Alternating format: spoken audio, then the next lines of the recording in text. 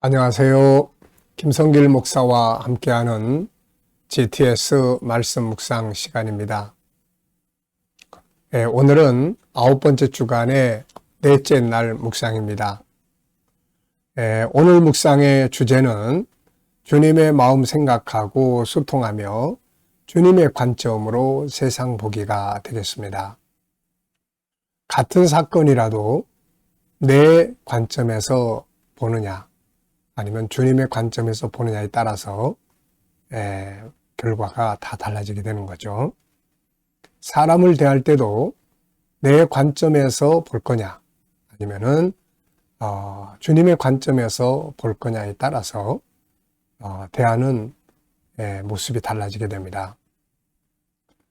우리가 늘 말씀드립니다마는 요한복음 8장의 음행한 여인에 대한 사건을 보면 유대인들의 관점에서 보면 이 여인은 돌로 맞아서 죽는 것이 당시 사회 법입니다. 사람의 관점이죠. 그런데 주님의 관점은 그 여인을 살려서 보냅니다. 주님은 그 내면의 세계를 보셨기 때문이죠. 자, 그래서 우리가 사람의 관점에서 보는 것과 주님의 관점에서 보는 것은 이렇게 많은 차이를 만들어낸다는 것을 기억하시기 바랍니다. 자, 우리 GTS 묵상은 두 가지의 목적을 위해 만들어졌습니다. 하나는 매일매일의 역동성 있는 신앙생활을 위해서 만들어졌고요. 또 하나는 삶의 현장의 변화와 발전, 그리고 우리 아이들은 재능 개발과 학습 능력을 키우기 위해서 만들어졌습니다. 이것을 위해서 572의 구조가 들어있는데요. 5는 그림을 보면서 분석하는 5가지 내용입니다. 이것을 통해서 우리가 생각하는 능력을 키우고 우리 아이들은 공부하는 두뇌를 만들어 줍니다. 7은 7가지 주제인데요. 매일매일의 우리의 삶을 이끌어주는 주제가 되고요. 그리고 이것을 한꺼번에 모아서 사용을 하면 우리의 삶을 점검하고 컨설팅할 수 있는 좋은 도구가 됩니다. 우리 아이들은 독서 지도와 학습 지도를 할 수 있는 아주 좋은 방법이 되기도 합니다. 2는 질문 만들기와 그리고 주님과 소통하고 영감을 얻는 그런 훈련이 되겠습니다. 5, 7, 2 이것만 잘 훈련하시면 우리의 삶에 좋은 일 많이 일어납니다. 자, 오늘도 그림 분석부터 시작하겠습니다. 자, 이게 옛날 로마 시대 때의 시장의 모습이라고 볼 수가 있죠. 자, 그래서 많은 사람들이 모여 있고 뭔가 물건들을 내놓고 팔고 있습니다. 그런데 거기에 한 사람이 서서 뭔가 설명하고 있고 한 사람은 듣는 것 같습니다. 주변 사람들이 또 주목하고 있는 것 같고요. 그래서 제목이 붙어 있는데요. 성령이 임하신 후에 담대하게 복음을 전하는 제자들이라는 제목이 붙어 있습니다. 자, 이 그림을 보면서 제목을 하나 생각해 보시고 또 느껴지는 의미들을 적어 보십시오. 저는 제목을 성령의 임재와 변화라고 적어봤습니다. 성령의 임재와 변화. 그리고 의미는 성령의 임재는 사람의 마음을 담대하게 한다. 지혜롭게 하며 능력이 나타나게 한다. 사실 예수님이 승천하시고 나서 제자들은 참 안타까운 시간을 보내고 있었죠. 자기들을 이끌어주던 예수님이 하늘로 승천하셨고 자기들이 꿈꾸던 다윗 왕국의 회복은 이제 다 물 건너갔고 끝나버렸고 이제는 뭘 해야 될 것인지에 대한 문제가 생겼죠. 그리고 예수님께서 십자가에 달려 돌아가신 지 얼마 안 됐기 때문에 사회적 분위기가 예수 믿는 사람들, 예수당 그러면은 굉장히 아주 위기에 처할 수 있는 위험한 상황에 있었죠. 이런 속에서 지금 이 제자들은 하루하루를 지내게 됐던 거고, 또 어떤 사람들은 야 빨리 그냥 이제 다 끝났으니까 고향으로 가서 우리 하던 일이나 하면서 살자. 그리고 이제 많은 사람들은 돌아갔죠. 그런데 예수님께서는 예루살렘을 떠나지 말고 아버지 약속을 기다리라고 하는 이해하지 못하는 말씀을 주셨고, 여기에 순종한 사람들이 이제 120명이 남아서 열심히 기도하게 됐고, 이때 저희에게 임한 건 성령의 임재였죠.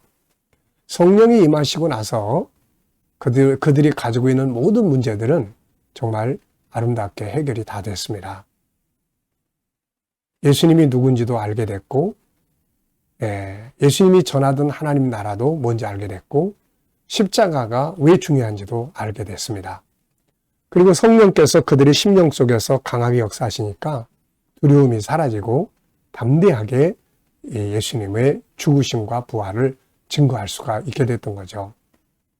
그리고 의뢰들을 받으니까 가지고 있던 재물들을 헌신하면서 경제적인 어려움들도 다 해결이 될 수 있었습니다.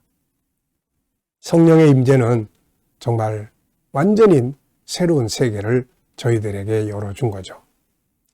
자, 분석해 보겠습니다. 우선 눈에 보이는 것은요, 시장, 그리고 건물들이 있고 건물의 기둥들이 여기저기 보입니다. 돌로 깔아놓은 도로가 보이고요. 또 사람들이 많이 모여 있습니다. 그리고 이들이 팔고 있는 항아리들도 있고 여러 가지 물건들이 보이고 있습니다. 자, 보이지 않는 부분에는 뭐가 있을까요? 우선 여기가 어느 동네인지, 로마 시대의 어느 한 시장 같기는 한데 여기가 어디인지, 또 지금 뭔 이야기들을 나누고 있는지, 오늘 이 자리에 있던 사람들의 결과는 무엇인지, 또 이들이 지금 팔고 있는 것들은 뭔지, 이런 것들은 잘 안 보입니다. 자, 그림에서 가장 중요한 것은 뭔가요? 성령 충만함과 복음 전하는 일, 이렇게 적어봤습니다. 성령 충만함으로 두려움도 사라지고 담대함도 얻게 되고 복음을 전할 수가 있게 된 거죠. 참 이게 핵심입니다, 이게. 자, 한번 눈 감아 보시고요. 자, 연상법 한번 생각해 보겠습니다. 자, 눈 감아 보시고, 로마 시대의 큰 시장, 건물들, 여기저기 기둥들, 또 사람들 많이 모여 있고요. 또 돌로 깔아놓은 도로가 있고 파는 항아리나 또 물건들이 여기저기 있습니다.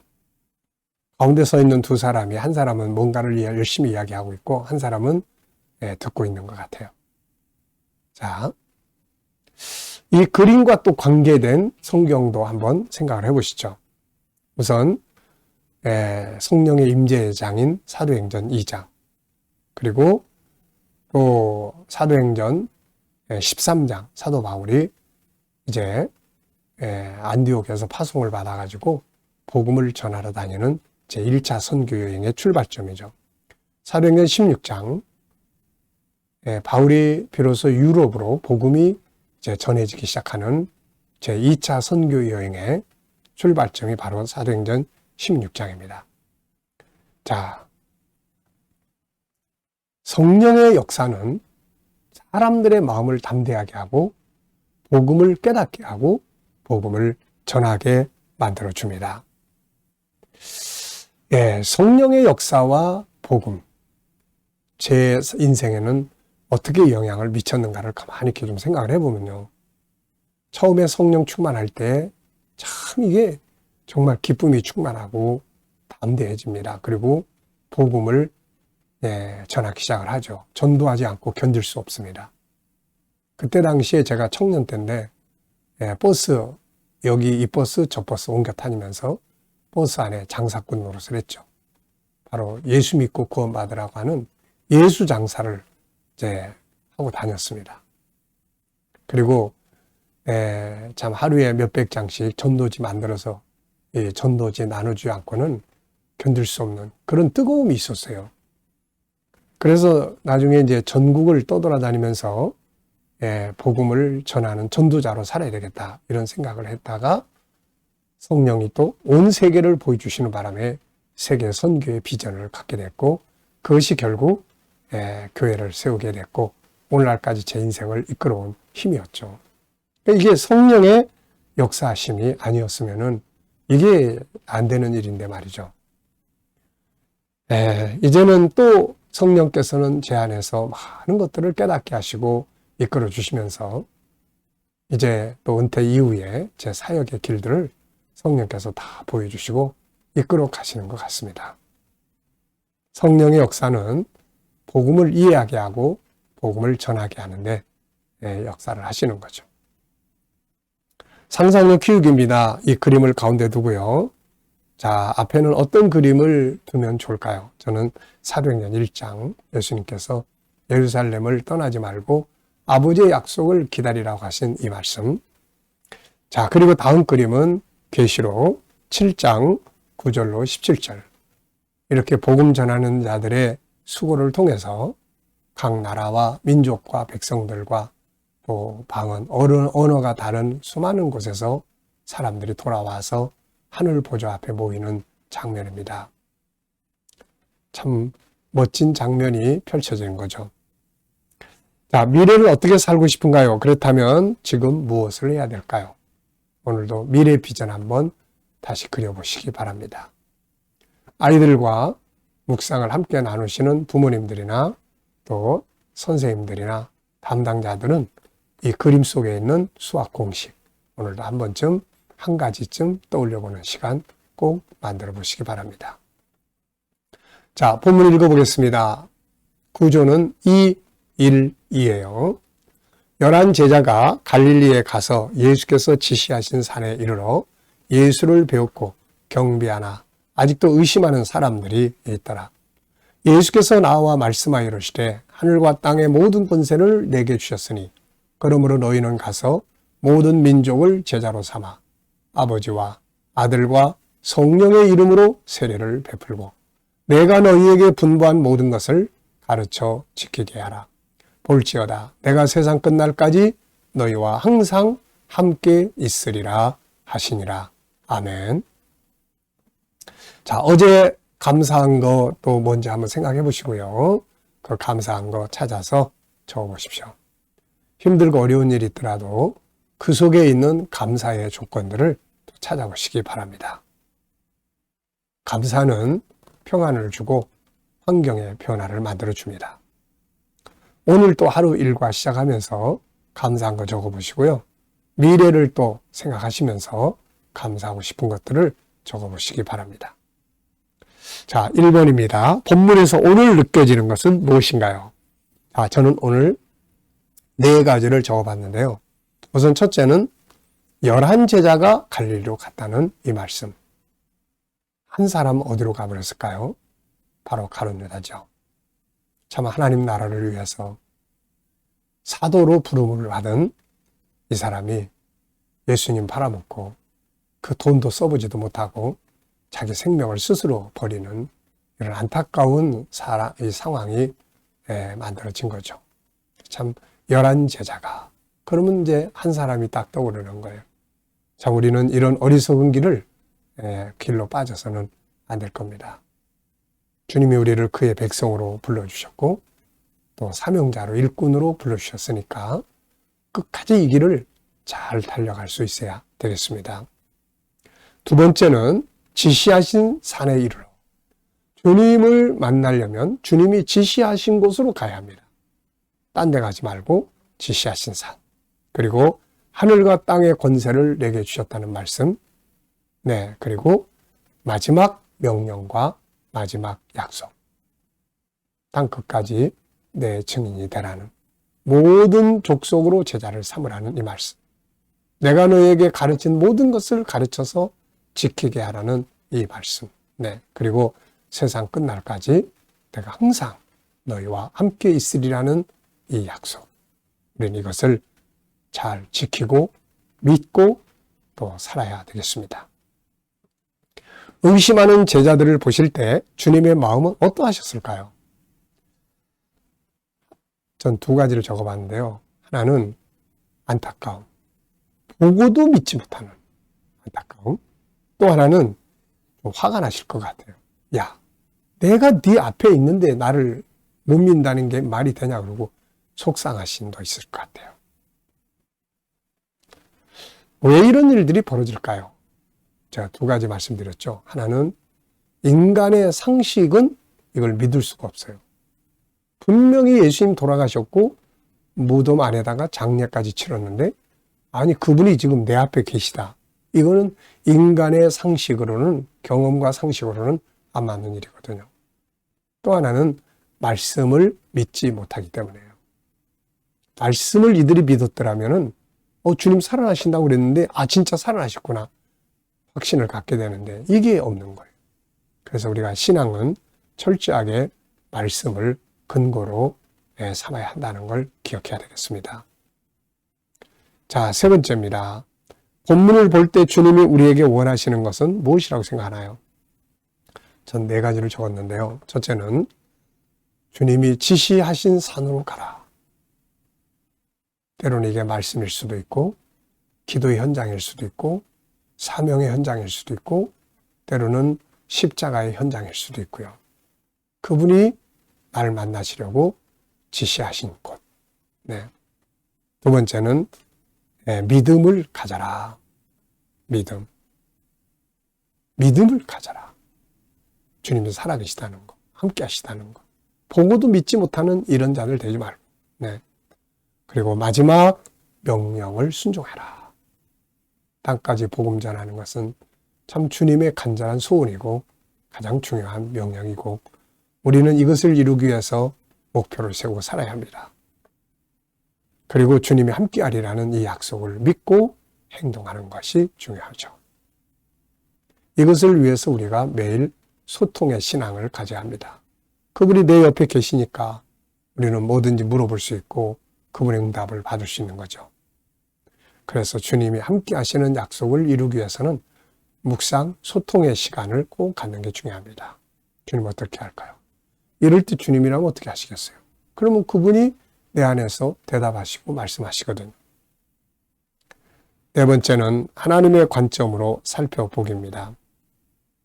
자, 삶, 업무나 공부, 환경, 문제, 비전, 관계.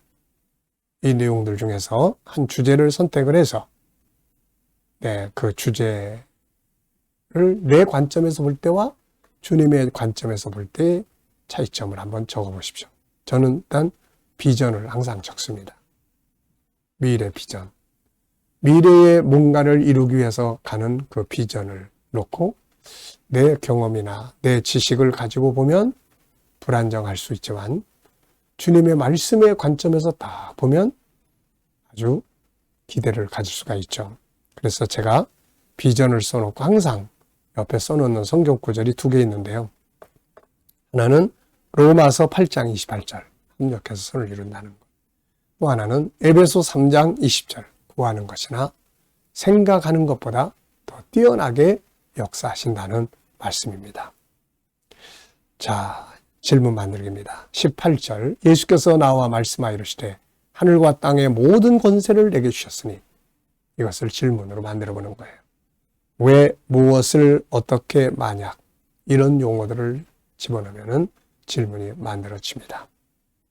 자, 저는 질문을 이렇게 만들었어요. 주님의 권세는 누구의 것인가? 주님께서 하늘과 땅의 모든 권세가 자기 것이라고 했어요. 이걸 왜 말씀하셨을까요? 내가 이것을 너희에게 준다는 거죠. 그래서 주님이 말씀하신 권세는 내게 주신 권세다. 왜냐하면 권세가 있어야 복음을 전할 수 있고 복음을 위해 일할 수 있거든요. 자, 두 번째 질문은 개인 질문인데요. 나의 비전에 대해 질문 만들어 보기입니다. 자, 비전을 이루기 위해서 더 준비해야 할 것은 무엇인가? 여러분들은 비전에 대해서 어떤 질문을 만들어 볼 수 있나요? 비전이 없으신 분들은 비전을 만들기 위해서 질문을 해보시고 비전이 있는 분들은 이것을 준비하고 이루기 위해서 질문을 해보시면 되겠어요. 자, 저는 비전을 이루기 위해서 더 준비해야 할 것은 뭔가? 하나는 GTS 전문가가 되는 거고요. 또 하나는 건강관리 잘하는 것. 네.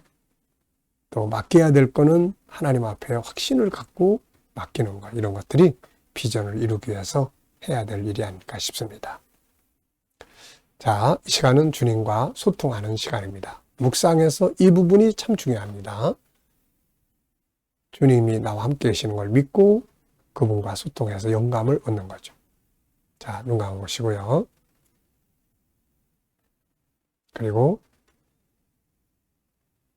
오늘 본문 한번 또 쭉 떠올려 보시고요. 212 구조가 그렇습니다. 그리고 7가지 주제 떠올려 보시고요. 오늘 내가 일하게 되는 현장, 비즈니스, 업무의 현장, 만날 사람, 해결해야 할 문제들 하나하나 쭉 떠올려 보시고 주님 어떻게 할까요? 주님이라면 어떻게 하시겠습니까? 제가 어떤 말씀을 붙들고 앞으로 가야 될까요? 주님 어떻게 할까요? 그리고 기다려 보시면 주님이 주시는 좋은 영감들이 떠오릅니다. 저는 이것을 지금까지 살아오면서 참 많이 경험을 해왔거든요. 그래서 주님이 함께 계시고 내가 소통하고 영감 얻는, 이건 너무 실감적인 이야기예요. 여러분들도 꼭 하시고 영감 얻어서 세상을 승리하시기 바랍니다. 기도하고 마치겠습니다. 주님 감사합니다. 오늘도 묵상으로 하루 일과 시작합니다. 오늘도 함께하는 모든 이들에게 은혜 베풀어 주시고 저희들의 가정, 직장, 사업장마다 형통케 하여 주시옵소서.